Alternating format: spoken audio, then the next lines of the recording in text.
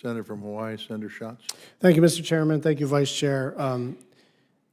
In terms of the sovereignty of our airspace, is there any distinction between non-contiguous states and the continental United States?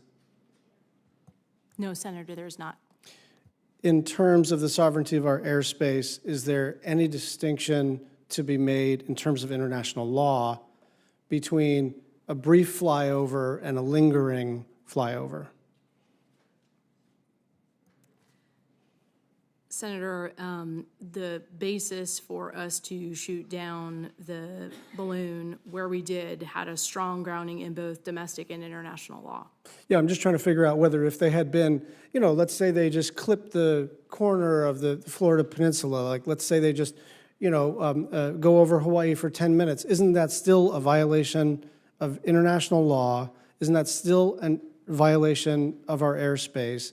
And doesn't it merit the same kinetic action that was taken? It is still a violation of our airspace. Is DoD policy changing in this space? Senator, what I would say is that as we learn more about these balloons, there are global activities, as we are able to assess the collection capabilities of this particular high altitude balloon through the recovery efforts, we are going to be assessing our overall posture and disposition and strategic approach. I respect the need to keep some of this classified, but we all understand that some of the desire to keep things classified has to do with not wanting to disclose to the public things that might be inconvenient politically for the department.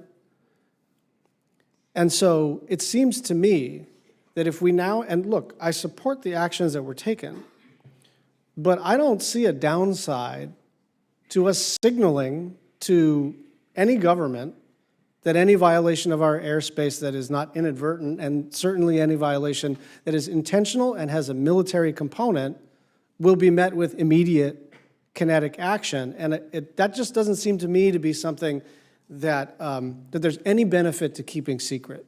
Senator, that is not our intent, and I do believe we have sent that signal. This HAB was different than the others in terms of the duration of its flight.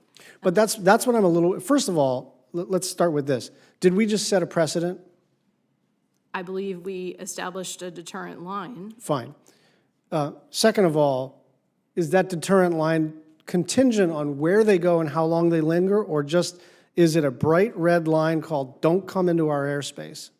It is when our airspace has been violated, we took action when it was safe to do so, given the risk to civilians on the ground per the advice of our military commanders.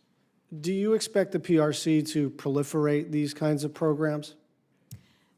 Chad, do you want to take that one? Senator, we understand this balloon program is, as I said earlier, a part of a broader suite. We understand that it is connected with a broad range of intrusive action from the PRC with its intent to coerce the United States, our allies and partners. So I've heard two different things in a public setting. One is what the vice chair said, which is the persistence at lower altitudes gives them better fidelity on photos and even, other information. And the other is, look, these things are really deployed because they're cheaper than satellites. So those things seem to be in conflict with each other. My instinct was always that balloons are cheaper than satellites, and that's really what this is about. But are there capabilities that balloons have that satellites don't?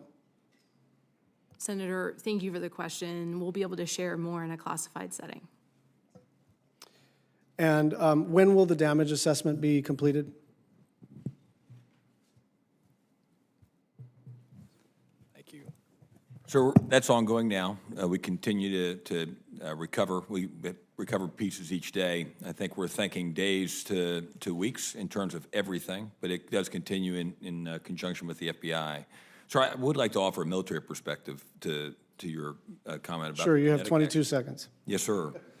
So I think having been in places where once you take a shot, you can't get it back, I think it's important for us to remember that if we establish that precedent may be met, we may meet the same precedent, in which case as opposed to thinking and looking and then reacting, we may create something in which we are, is to our detriment. Fair enough.